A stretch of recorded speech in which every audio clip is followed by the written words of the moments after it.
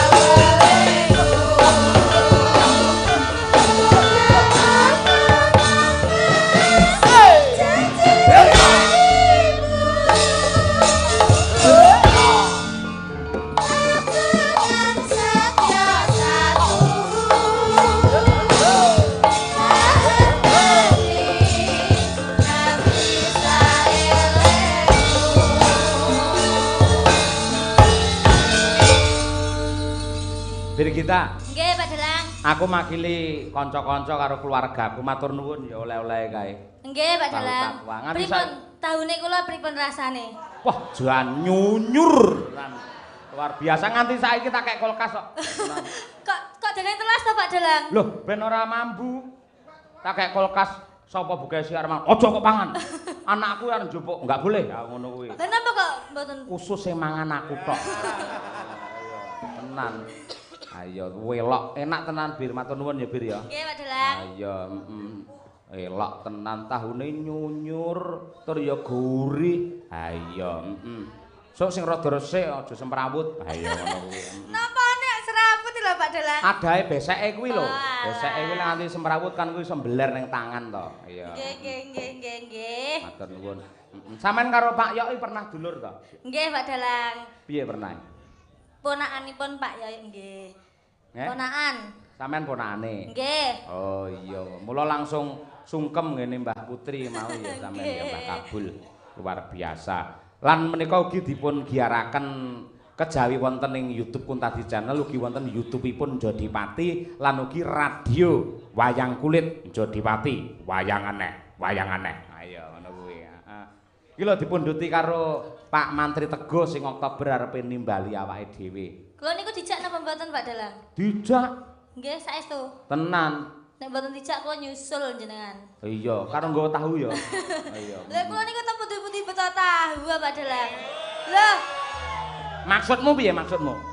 Lah iki kula niku lek kuliah kalih sadean tahu. Gek piro regane ngono iki? Pinten nggih Pak Dalang nggih? Mboten mesti tergantung orderan ngoten niku Pak Dalang. Oh iya. Sak plastik isine piro to, Bir? Isinya 10. 10 ngono kuwi. 10 piro? Kira-kira regane piro 10 iki? Nggih lek sing jabone nggih sok-sok nggih 5.000, nek sing isine nggih 5 yuta Pak Dalang. Lho. Beseke niku lho, beseke kan gudi to Pak Dalang nek niku. Wis sing jaba. Kuwi 5.000. 5.000. Heeh. Nek tahune 5 juta. Pomo 750 ora oleh. Lah iya. Ah iya, ora apa-apa mergo ciri khase Kediri lah siji tahu takwa, loro gedhok apa jenenge? Gedhok gedang Pak Gedhok Dalang. gedang sing dawa kae to. Napa? Sing dawa kae to. Nggih, sing Ah, iya. dawa-dawa coklat ngoten niku. Lah, leres to Pak, gedhok gedang niku nek wani coklat to. Coklat, nggih. Dadi tahu takwa karo gedhok gedang. Pas kuwi. Ah iya, siji bunder siji dawa. Ah iya, apik kuwi. Ciri khase Kediri kok. Ah iya. Virgita luar biasa. Nyidam Sari sing dikersake. Nggih niki Pak sinten Pak Bapak? Pak Teguh kalian garwanipun. Wonten mriki Pak piyanipun? Mriki, wau wiwit bar magrib pun mriki kok ya. Ten pundi Pak? Jagongan kalih kula terus menetapkan lek tanggal 13 estu wayangan positif. Jagongan terus tak anteni kok ora manjer-manjer batinku. Ora perlu karo dulur wis ngangge tembunge wis dadi. Dadi, temu ndi Pak Teguh wae wenten kok ya mau bareng aku munggahe kok ya. Panjenengane iki mantri tur wis haji. Ha iya, putrane dadi kabeh. Sok calone pondokane nggih dandan sinden kalih yoga didekek ngen klinik ngono lho. Lah, kok teng klinik, Pak? Oh, pancen putrane kagungan klinik ngono. Pripun? Oh, teng mriku. Nggih. Pripun, Bu? Oh, nggih, sehat. Jenengan mboten teng mriki kemawon to, Bu? Teng mriki lho, Bu, kalih kula. Napa kula susul? Aja, pancen senengane Pak Teguh karo Ibu berbaur ning masyarakat ngono kuwi. Iya. Ngono karo slonjor karo mangan kacang ngono wae lah wis mulya. Ha iya, Nyidam Sari bawane Bir. Pripun, Bu? Tanggal 13. Nggih, siap, Bu. Iya. Ayo. Bawa napa langsung? Bawa no, piye to dikumpliti wong arep ditangkap kok ya kumpliti ora ya.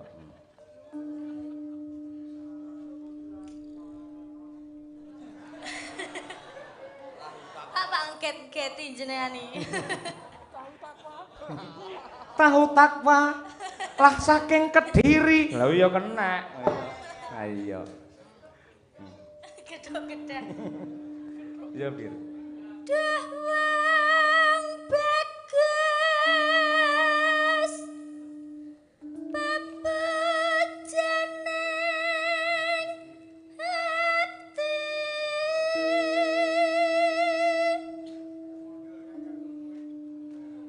kaya ngene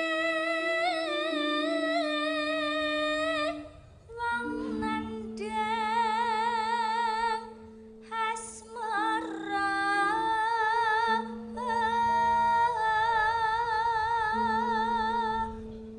Pak Dalang Dalem.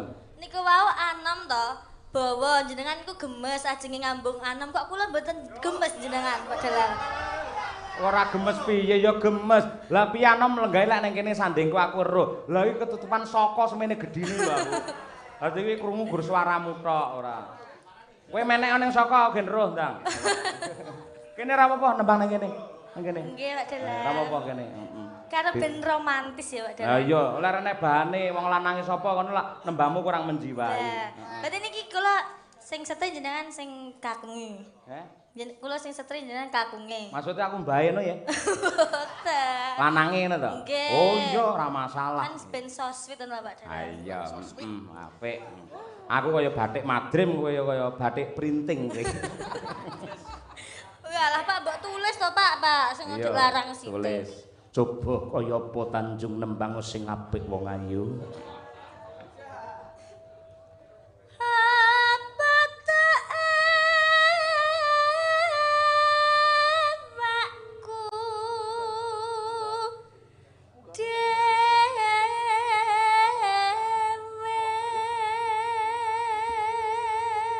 Bukan sih. Diluk ya, maaf ya. Wis tak izinke ora apa-apa, Bir.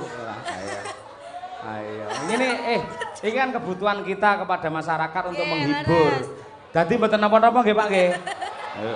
Poh lenggih bantere ora ayo. Coba rada rene cahaya kaya apa? Kakang Mas. Heeh, lumahing jagat kuruping langit ora ana wanita ingkang rengga sajroning rasa kejaba mung kowe Tanjung. Napa nggih Kang Mas? Yen jenengan dados kembange kula dados kupune Pak Delang. Kowe kualik kowe. Sing bener ngene lho. Upamane kowe dadi kembange aku sing dadi tawone. Napa kok tawon Pak Delang? Men iso ngentut kembang. Apa neh? Apa ya Pak? Apa Pak? Upamane kowe dadi apa? Umpama kula dados kompore jenengan dados napane Pak Delang? Aku dadi cerete men iso mangkring. Kowe langsung kuwi to. Stop. Pripun Bu? Intermezzo. Birgita. Dalem Bu. Ngawang Bu Kesi. Napa Bu? Kok kemendel men to kowe iki? Apok wis seneni tak pengen rene kok rene. Iki nakal banget tak bubu ngono. Ayo. Ampun Bu. Lah kowe iki rene. Kowe iki rene sing gawe Bu Kesi. Sing nyawi Bu Kesi. Rasakno. Aku wis omong to, aku mula ngeleme ning anom ora ngelem karo kowe. Lah kok njaluk tak elem kowe. Ayo. Jenengan mau soswit-soswit sakniki kok jenengan makakne kula to Pak. Ora apa-apa, ngono kuwi entuk-entukane. Mergo apa? Suaramu apik, rupamu ayu, aku seneng. Loh. Beke ya padha wae. Halah, pancen. Ya pancen abot-abote dadi bojo dalang nggih nyuwun sewu. Dadi bojo dalang niku atine kudu jembar tenan. Ngeten iki ati kula sengkring-sengkring lho Bapak Ibu. Waduh. Sek dadi wong wedok normal sabi Bu, jenengan. Bojone jenengan ganteng, kondang, sugih ning dalan digodho wong wedok. Atine jenengan pripun Bu? Biasa. Iki lho Ibuke merongkol. Merongkol sak es batu. Ayo. Lain aku ya nyunggi kompor. Iya. Ini hanya kebutuhan di dalam pementasan untuk menghibur warga masyarakat. Tidak ada tendensi yang lain karena sebenarnya kalau tidak pas pentas yang menjadi keindahan untuk tubuh dan hatiku hanya Sukesi Rahayu. Alah. Pret gombalamoh. Terus no, iya Mbak Birgita coba kaya ngopo. Saya tuku tahu neh jare. Ayo. Ayo Bir. Nono. Alah, aja ngono. Aku lek gur arep bales sampeane gampang. Wong kene iki kedho ngombo kene iki ganteng-ganteng nom-nomane teng njaba ganteng. Perangkat desane ganteng. Lek gur Pak Moden wae ora aku ya gelem lho. Nggih napa mboten Pak Moden?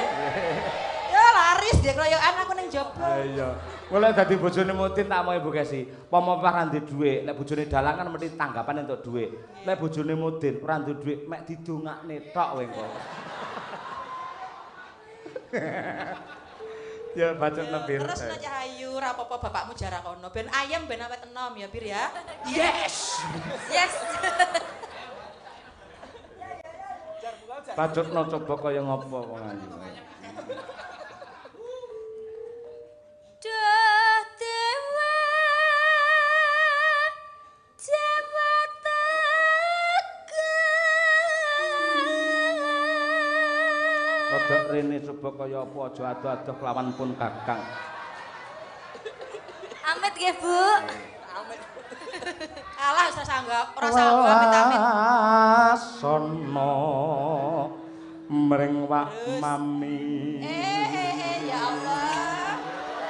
Jabang bayi. Besok kapan? Eling anakmu papat. Lek wong lanang iki lek normal, wong lanang niku lek hati nuraninya main ning omah kalingan anake papat lho, Pak. Layak iki lho anakmu mbarep langsung WA aku. Pak kowe nyapa to Pak kowe iki, Pak? Ayo. Aku sesuk mendhi karo anakku wedok langsung diseneni. Napa nggih, Pak? Sing paling kereng lah anakku sing wedok kuwi. Tenan. Pak aja aneh-aneh. Lek nganti menyakiti ibu aku sing ra trimo, Pak. Rangkung kuwi tenan. Aku njarake lisan rangkung ning omah menteleng karo ngene iki kok mongko wireng kae jan. Ha iya. Ya bir kowe iki. Tekan ndi mau? Besok kapan ketekan jejer lan wong ayu. Ora sang ngrekam nyapa direkam. Aja direkam. Aku tak terima ora nyawang wae. Timbang aku nyunggi kompor aku tak ora nyawang. Aku tak madhep ning penonton ngono wae. Ben, ora apa-apa nggih Pak, Ibu. Bolokku akeh sakmono kae. Bir kita. Halo. Ora usah dirungokke, ora usah didelok ya. Bir kita. Nggih Kang Mas. Iki apa? Wayang. Wayang. Kowe ngerti ora bedane wayang karo bir kita? Napa Kang Mas? Yen wayang saya suwe saya antik, yen kowe saya suwe saya cantik wong ayu. Pak Dalang. Piye ngono iki Jan? Pak Dalang. Piye wong ayu? Kalau ada bulan, Kalau ada sumur di ladang ya. kalau ada bulan Pak Dalang, aku mau jadi bintangnya. Oh, begitu. Biar bisa menerangi dunia di malam hari bersama Pak Dalang.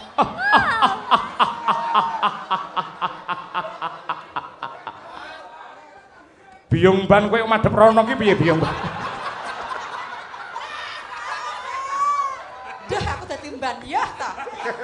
Nggih Gusti, nuwun ngapunten. Lah sinten lho Gusti sing tega nyawang kaya ngeten kula mungkin ndak ingin Gusti, ya ampun. Ban, Wis tak ganti ban. biyung ban morogake isah-isah biyung ban. Kula isah-isah. Kok cedhak men mbok kan tuku rokok wadah tekan kota Trenggalek mriko. Aja tuku rokok. Mergo aku wis duwe rokok dhewe. Sama asem. Bacotno bir.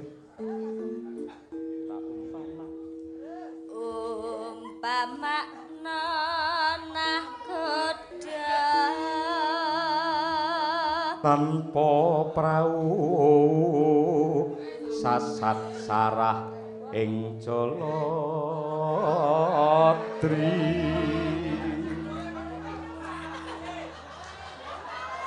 Bareng ya bareng. Jiro lu nyedam sari as moro. Pak. Aku tak nyawang sampean wae. Aku mau nyawang ngono, ndak atiku panas. Aku nyawang sampean iki terhibur aku tenan. Ya ampun. Tutok no. Lah rak tenan to, anakku sing barep WA tenan iki lho, bapak jahat. Lah iki lho.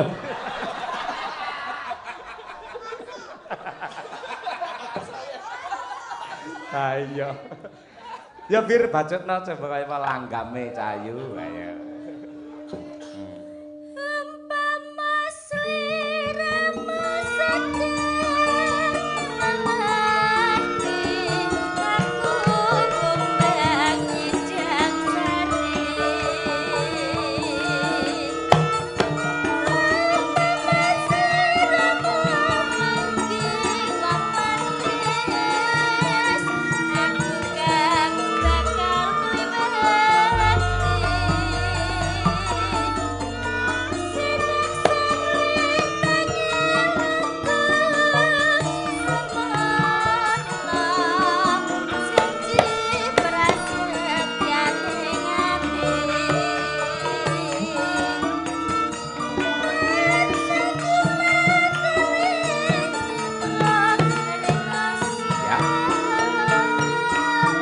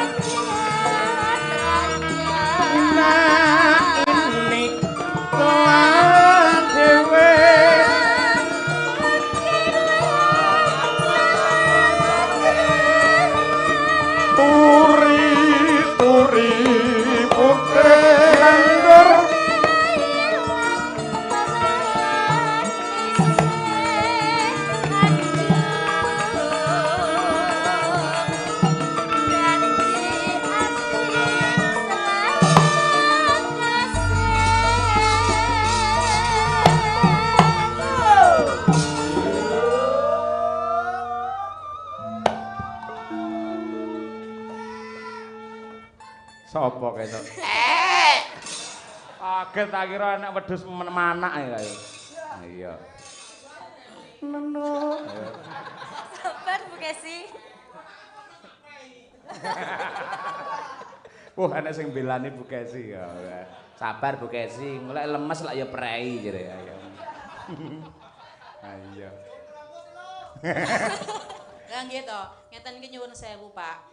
Jaman sik arek entuk kula niku lek mbebeki goleki kula nyinden teng Jodipati.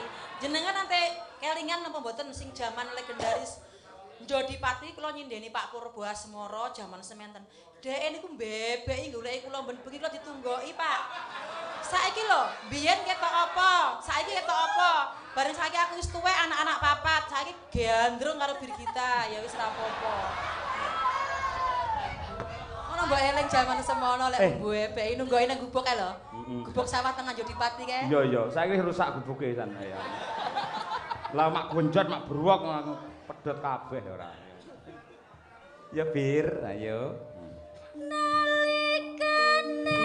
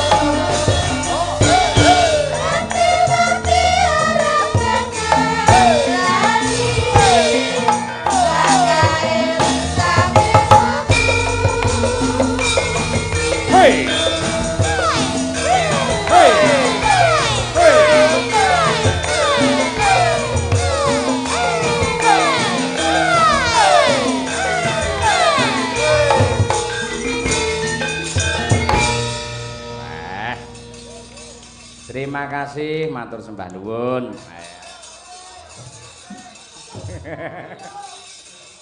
Wah, sok giyayeng tenan ning Dongombo iki. Ayo. Monggo tanpa ngangge pelawak lho. Lah iya. Dalang saiki abote abot ora kaya yen dalang tanpa ngangge pelawak. Salim mriyen kalih Bu Kesi. Ayo damai. Ngapunten nggih, Bu. Ya wis tak ngapura. Ning sesuk meneh aja baleni ya Nduk Cahayu. Wong ngono kuwi asine sing ngongkon ya Bu Kesi dhewe lho asine.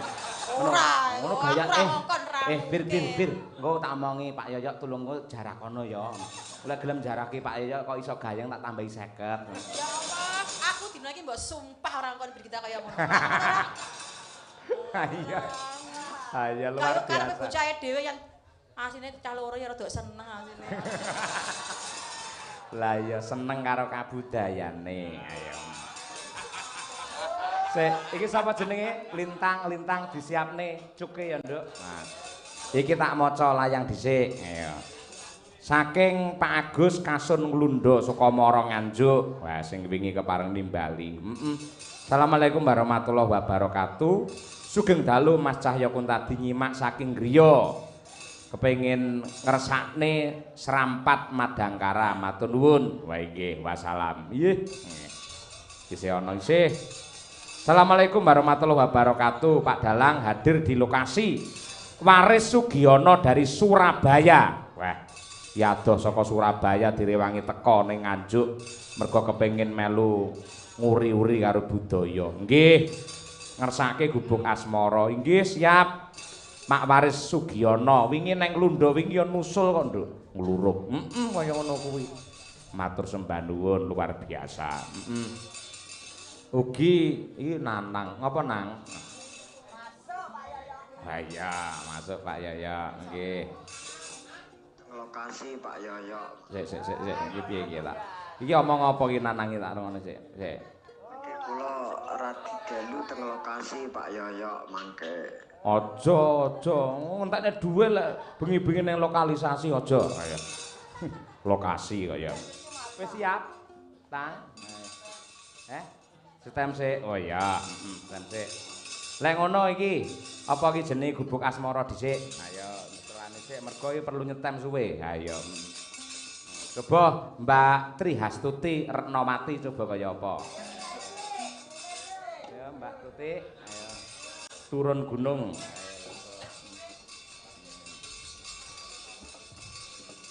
Men gayeng karo awakmu, anu sapa jenenge? Karo awakmu, Ayo. Ayo, karo awakmu, Ayo. Ayo, men mau wis siji-siji sae ganti loro.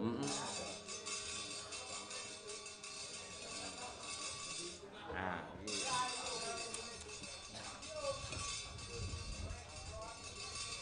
Ya dibawani dikompliti. Ayo. Mesake adoh saka Surabaya. Ayo, Pangkur ya? Nggih, Nggih, siap. ya. Dhisik ana sing sepuh awakmu, Tik. Tutik. Ayo. Pocong. Oh iya, pocong. Wah, pocong. Ayo. Wah, Pak Yoyo mulai enggak konsen iki. Walah. Bener Tut, bener. Jan enggak Dia konsen. mulai ra fokus. Mulai ra konsen kelingan Birgita. Ya sing jenenge wong mangan ning ngangge kecer, masa omong ra entuk kleru ya. Masalahnya kelingan tahune Birgita mau lho. Heeh, ayo. Ayo. Tapi tahunnya Birgita dimakan semua loh. Gak kaya Pak Yoyo loh. Lah ini kan yoga-yoga ya dikei to. Bareng yoga ki meneng ae loh. Bareng Pak Yoyo diungkit-ungkit terus loh. Karo Pak Yoyo ki. Lah iya to. Piye maksudnya piye iki mau? Ngeten loh. Sik to Pak Yoyo, dengarkan Aku saya.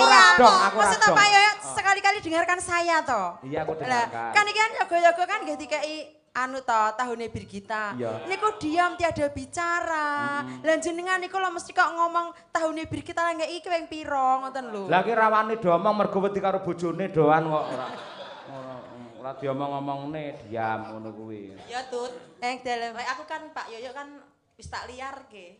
Wah, nggih ampun Bu. Los ngono lho, tegese los. Los. Loh, timbangane kalau mikir ngenes lara ati, ngenes suwe-suwe kuru awakku terus mateh piye coba. Bu, Ya pilih los wae mangan akeh iki awakku tambah lemu, ya gak? Ya ora, Pak. mulane sakniki buka si lemu nggih Bu nggih Pak nggih. Ayu ta? Oh lah itu diaturi kok ya. Wah, bukan sih golek penonton dhewe Aku malah. bangga ayu aku. Bukan sih lek awakmu pindah ning Nganjuk nyalonke dewan dadi lho bukan sih jane. Ayo. Pendukungnya wakeh ayo ngono kuwi. Yo Tik, yo. Nyingkar. Nek rada benten ngapura lho Pak. Mergane saya kedinginan malam ini. Oh ya anu, sosok ya kaya Birgita ya sok gawane tahu ngawi ngono. Ayo. Lah ya, karena malam ini saya benar-benar kedinginan sekali. Terus Makanya maksudmu? Jadi suaranya kan agak berubah gitu loh. Alah, udah kemenyek. Loh, kan saya perempuan wajar toh nek saya kemenyek dan cari perhatian karena saya tuh perempuan. Ayo, aku malah gemes lho ngono iki. Nah, mantalo nek gemes ya dikapakne mau Birgita kan dingonokke, aku dikapake coba. Rene tak idoni. Aku ya wis tahu kok. Lah ya, lah masa Lah masa nek kalih anom kan ya ora gemes, nek kalau aku ya gemes, aku ya perempuan, aku ya sindenmu, aku ya ngawulan jenengan, aku ya gemati, kurang piye sama nek karo kok sia-sia. Mbok wis. Ora kok. Aku ora trimo ngene iki. Aku ora kira mau kon trimo piye ora sampean ya nek. Ngene lho, Tik. Aku iki nek sinden tak garapi kaya sampean. Ora kok tegese aku ki anyel terus sampean iki tak kiwake ora. Ning caraku tresnani sinden iki mesti tak garapi ngono kuwi. Lah gitu. Ning kula iki sampean garapine nganti ngapal. Dadi wis nganti anu Pak Yoyo, nganti wis ora kelingan sing sampean sia-sia ning aku ya pokoke nganti gak kelingan. Terlupakan. Sing apik ngono kuwi. Aku mbuh wonge ayu, atine yo apik. Suarane apik. Apik suarane wonge ayu kemampleng ayo. Aku ora ana lho sinden iso kaya aku ngene. Renek. Langka ya. Sing waras apa gelem ngono kuwi.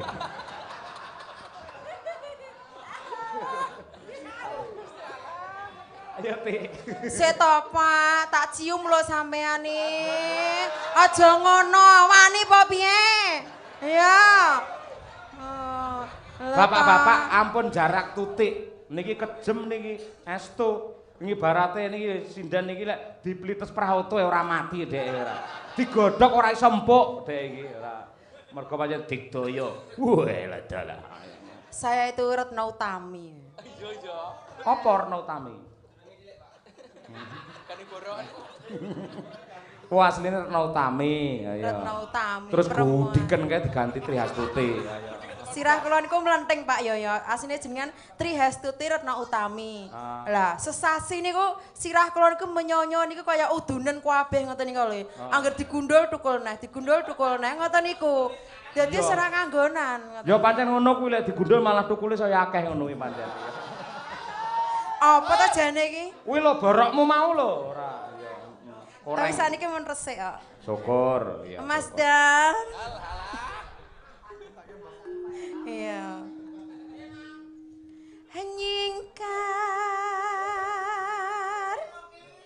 Nyingkur.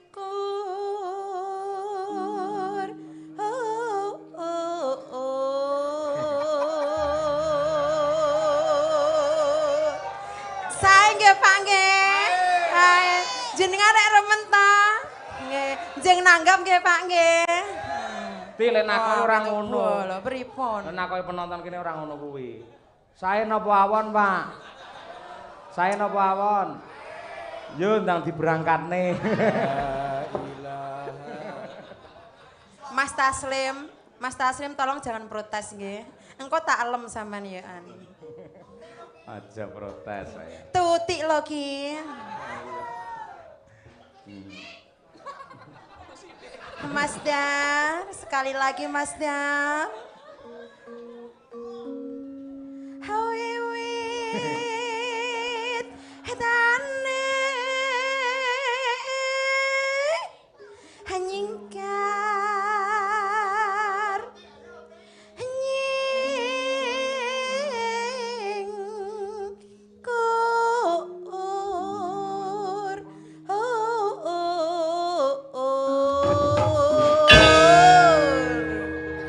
Ngapunten bapak-bapak, ibu-ibu. Pancen dalang-dalang menika sampun mboten enten sing purun diderekke Mbak Tutik nggih. Sing purun kari kula tok nggih pancen kula openi pokoke sak dawane umure. dilestarikan jangan sampai punah. Aja nganti punah kudu iso berkembang biak. Ayo ngono. Kanthi iki ayo putri saka Ponorogo ayo mesake malah ndodok ning kono. Ngomong ae salah yo. Tutik ya, Tutik ya. Ya ya. Yo Mbak Tuti, yo dalange. Aku ora dianggep. Sorry sorry. Kan ya nek Cukup. iki sindenku bareng saiki dadi bintang tamu malah gialak karo aku to iki. Ketara lek sinden njaluk tambahan bayarane ngono kuwi kaya. Cukup Pak Dalang. Iya. Kula mboten trima. Aku ora kirim mangga ngengkel ora. Kula mboten trima nek jenengan ngoten niku kalih Bu Kesi. Piye? Bu Kesi niku ibu kula. Lah ya Bu Kesi iki bojo. Dununge swarga niku telapak kaki ibu. Iya bener terus. Iki Ya tak bela memang kudu ngono. Kowe kleru. Lah iya. Kanggone anak dununge swarga ana tapake sukune ibu. Ibu. Aku dudu anake. Loh, lan jenengan kan gak ada ibu. Aku kan bojone. Lah aku kan tidak menyakiti ibuku. Loh, jenengan menyakiti hati wanita. Ora, ini adalah acara di panggung, dramanya memang seperti ini. Sebenarnya Bu Kesi sangat aku muliakan. Karena pria yang akan menjadi pria yang barokah ketika dia bisa memuliakan dua wanita. Satu ibunya, dua istrinya. Nah, ngono kuwi aja nganti karo wong tuane wani ora tau mulih teko omah gebrak lawang bruwek. Mbok aku tukokne pedah, ra tukokne tak pateni, Mbok. Ora entuk ngono kuwi. Sing anak wani karo wong tua, wong iki teko. Teko. Ah, kuwi ngono kuwi. Ketoke niki lho. Menika utawa melili Mbak Lia terus lho. Niki wah niki penggemar Mbak Lia lho niki. Mbak Lia kan nyanyiin apa? Intaning Teri. Wes. Wes, tolong Umi pahami aku sekali aja. Pak ngomong ae. Nduk Umi. Nduk. Halo, Bu. Nah, iku tuh tak tengahi iki. Pripun? Ya matur nuwun ya Nduk, semono gedene tresnamu karo Ibu Kesi. Nggih. Mula kowe nang kene iki tak pasang terus biar ngawasi bapakmu. Lek ning endi bapakmu lunga tutno, lek bapakmu sampe nyeleweng apa meneh dolan ning guyangan ngomong Ibu. Siap Ya. Iki omongane iki lucu lho. Bu Kesi, Bu Kesi iki lucu lho. Tik sik tok gentenan sing ngomong. Iya, sik to Pak Yoyo, aku ya butuh ngomong. Aku Anggere ki ya kancane Bu Kesi. Lek penontone penak mesti rayan ngomong ngono lho mendhian. Lek mbok pas sepi ngene do rayan ngomong lek ngono. Bu Kesi omongane lucu ki mau. Mula om ki tak jak terus tak pasang neng kene. Sinden kok dipasang padake togel ae dipasang. Ayo. Semasang. Nembang om coba kaya apa anak wedok. Cukup. Sik to tenang. Lingsem yen kemu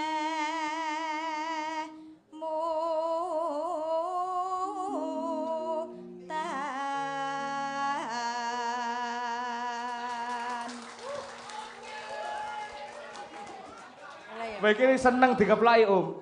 remen no. Kudune kowe iki ya isin. Mboten apa, Wong Pak? dikeploki padake dara kok. Oh Gak iya. apa-apa. Meleh Pak niki. Meneh no Entekne, anakku Om. kok ya. Ki anak birul waliden iki. Ayo. Lelampahan kang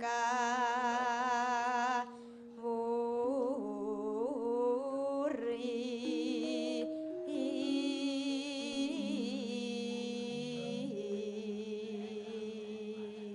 Ya bareng Mbak Tuti karo Mbak Umi. tresno Kayak aku ngajari pas maghrib mau bar salat maghrib kan kowe tak ajari to. lha kok mau salat Salat. Kowe aja jujur no, kowe sing ngopeni sapa? Aja ngono kowe. wudu ora iso lho sampean Iso, Isa. aja ngenyek iso Aja aku ngenyek. roh. Dek Apa ini sta- pas neng apa jenenge neng Trenggalek wudu dek. napa nggih Pak Pas maghriban to, wudu bar wudu nguyuh bar kuwi maghriban. Kleru ti nguyuh iki balik wudune ora. Lah Pak Yoyo, lah kula nguyuhe gak iso mandek lho Pak Yoyo. Lah. Kula akhir-akhir niki mbeser lho Pak Yoyo, ketoke ketedun. Pancen hawane ngono kuwi hawane. Ketoke ketedun Pak Yoyo, saya butuh dipijat. Allah. Tak pijeti kene mripatmu ora. Ayo bareng sing apik ora. Si Rolo. Tresno. Raimu. Aja nyuara sik. Raimu aja kaya gila karo aku lho, ngetono aku. Aja nyuara sik awakmu nom dhewe nom. Ayo. Nah loro ra dadi-dadi wingi ora. Ayo. Muni.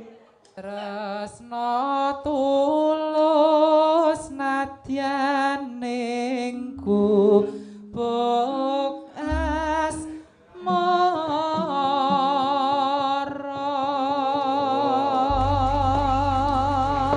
asmara. Apalah arti tepuk tangan kalau Anda tidak menyawer sekarang?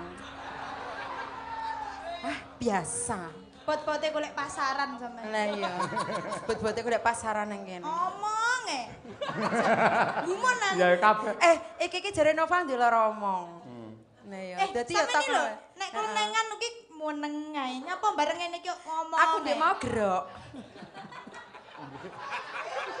Jane lek tuti gen meneng carane gampang kok. Pripun no, Pak? Kon ngombe metil turu langsung iku. Metle karo antimu. Yo diaturake gubuk asmara. Tetes.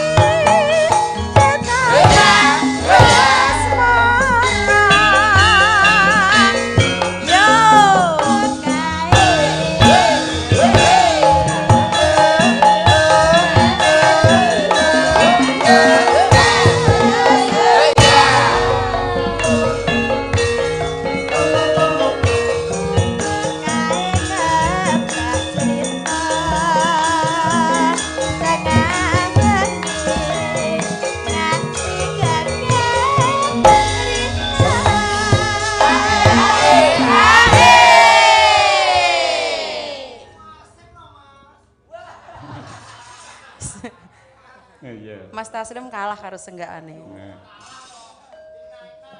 Yo. Cedetan sak jroning ati. Tetan luntur saya marati. Aku kowe dadi garwa. Mereka lene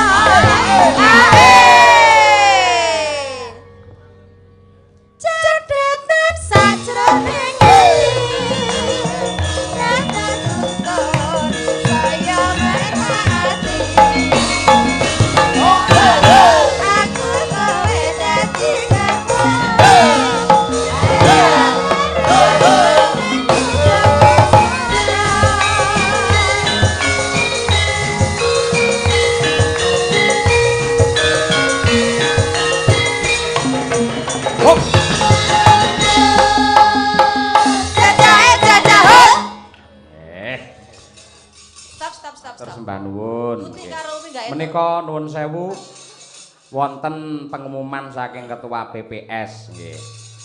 Mbak Lintang coba dicepake dhisik anune apa ki jenenge? Suke pun nggih. Sik iki tak maca iki sik. Iki penting banget iki nggih. Dari Bapak Heru Purwoto nggih. Ketua PPS Desa Kedungombo ditujukan kepada seluruh masyarakat yang menyaksikan.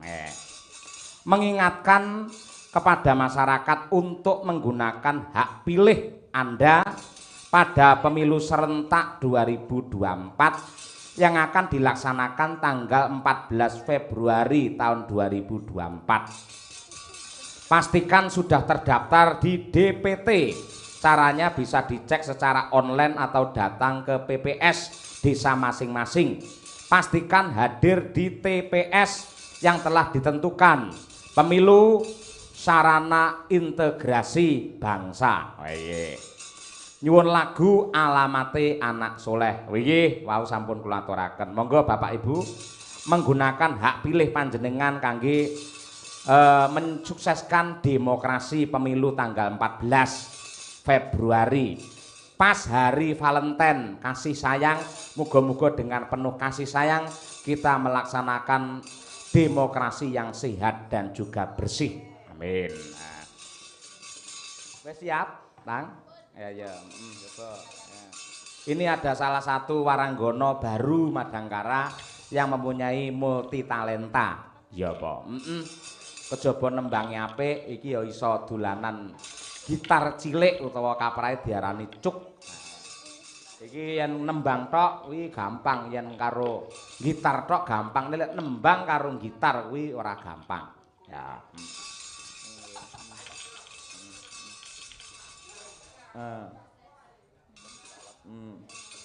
Tes. Nah, Cek. kuwi. Nggih, Pak, sugeng dalu. Sugeng dalu, nggih, Nduk Lintang. Nggih. Piye wis siap? Sampun. Oh iya. Niki pripun niki? Mbak Tuti napa Umi? Salah siji. Umi sing anu sing nyekelke mikir. Kowe kok meneng wae ngopo to? Kowe males to wisan. Aku kademen. Ayo to Mbak, aku dibantu ngono lho. Wis diwangi wong kancane sakosan barang. Nggih, siap. Ki nganggo cek-cek ora? Kowe Tuti sing cek-cek. Ayo cek-cek. Ayo. Ayo coba. Bagiane wis dhewe-dhewe. Kan kowe wis kulino to, Mbak? Nah, iya. Oke. Lagunya apa, Tang, Lintang? Seperti biasa. Apa itu? Lagu seperti biasa ini lagu apa? Lagu Ayo Guyu. Oh iya, tak kira nek lagu anyar seperti biasa. Boten. Seperti biasa. Ayo. Mikmu meneng ya? Ora sambok adoh-adoh nih. Iya. Iya. Iya. Nyapa lambemu ketutuk mik ngono? Nggih. Nggih. Kapok kowe wani karo aku ora. Ketutuk mik lambene. Nah, kuwi apa neh kuwi? Ayo. Yo. Cek. Nah, cek. Ayo guyu. Bersama Lintang Pambayun. Ayo. Lintang Hafifah dan juga Lintang Bladu. Ayo. Yuk, siap? Siap. 1, 2, 3, ya yuk. Kembang turi. Sik. Tempomu iki lho, Pak. Ora manut tempo belas. Nicik-icik. Icik-icik nusul sik kesusu itu tik ora. Kembang turi acak. Oh sik. Kaya sepur kae lho mlaku sik. Jeng. Kowe langsung cak. Wah, sing icik-icik iki anarkis ya. Yo. Kembang turi ya mesti pelemah. Ya bunga aja karo ayu. Seneng ati ya mas aja susah. Timbang susah ayo padha. Monggo guyu bapak-bapak ibu-ibu. Ayo guyu. Ayo guyu.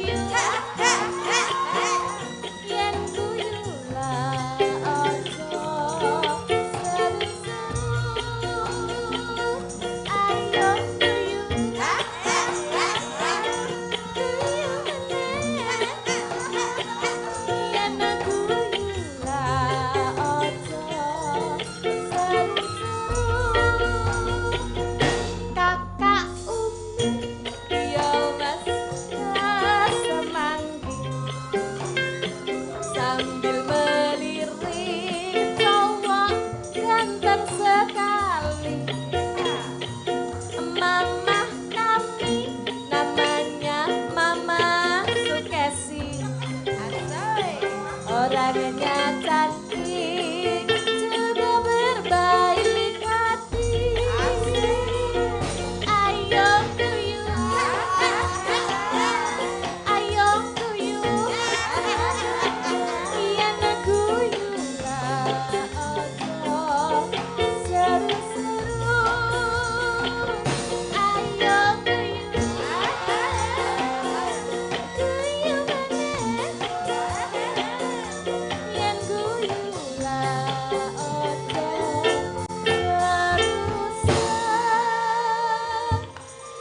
Ya. Luar biasa, elok tenan. Engko lek sepi tanggapan iki nang nggen protelon Patian ngono lho, laris genah kowe. Nggih, kula ajeng ten Kapalan, Pak. Kapalan Kan iki iki sebentar lagi lah kula kuliah tanggal 4 lah. Kula nek dalu ngoten nika ajeng ten Kapalan. Oh, nang nggen ngarep kampus kae to? Nggih. Heeh, nggawa kuwi. Nggih, betul Oh, niki. Hati-hati akeh glithih lho, engko cilaka ora. Ora ding, ayo. Apik. Siji ngas tang, siji ngas tang. Ayo. Apa, Nduk? Napa nggih? Sing awakmu apal ae, ayo. Apa?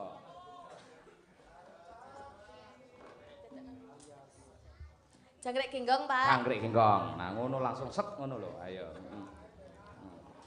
Jangkrik genggong coba kaya apa. Yo. Siapke sik dilarase. Ayo. Ya. Mbak Tutik siap? Mbak dipasne tempo to, mbok tulung.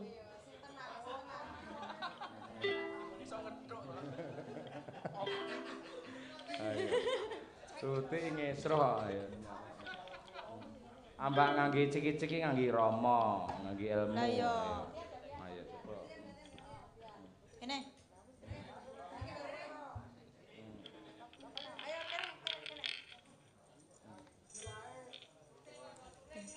Pak kula ndek wingi nika nek Mika sik dibetok sik gawane Pak Tutik niku Mbak Tutik. Sik gawane Mbak Tutik niku Mika dingeten-ngetenke terus le. Hah? Di Mika niku didodohne terus. Kula Ya, kek pancen- nututne Mbak Tutik terus. Pancen mikir arep diulu tutik dhewe aku ya ora. Didodohne. Aja didone, Tik. Ayo. Rasa akan protes tanda. Iki sak ikhlasku lho. Sak ikhlasku lho iki. Iya. Jangkrik genggong, yo. Na na na na na na.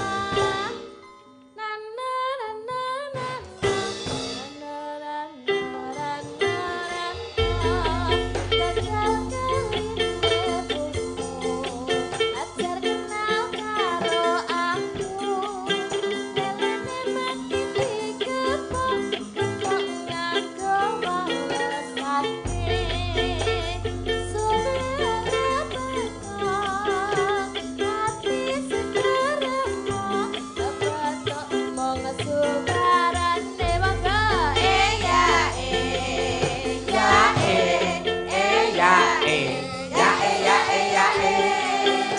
Jangkrik genggong, jangkrik genggong, wening lirik sepi ungong. Yen ngeten telingolah, apa setyane ngelakon.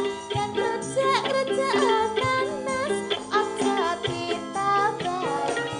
Kowe niki kene bebas gas, awak adem panas, jebol ana sing duweni yo.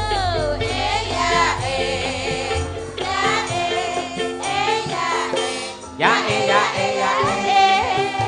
Jangkrik genggong, jangkrik genggong, sampun cekap mangsa barang. Jangkrik genggong, jangkrik genggong, sampun cekap mangsa barang. Oke, luar biasa iki. Matur nuwun. Elok Makasih. multi talenta tenan iki ya. Makasih, Pak. Sami-sami genduk lintang. Iki bapakmu karo ibumu ndelok ning YouTube kok omah mesti senenge ra umum tenan. Ya anakku saiki akeh perkembangane, ya ampun. Ayo. Karo mbokmu terus njiwiti bapakmu, ayo. Bar kuwi terus streamingnya dipateni, lampune dipateni terus.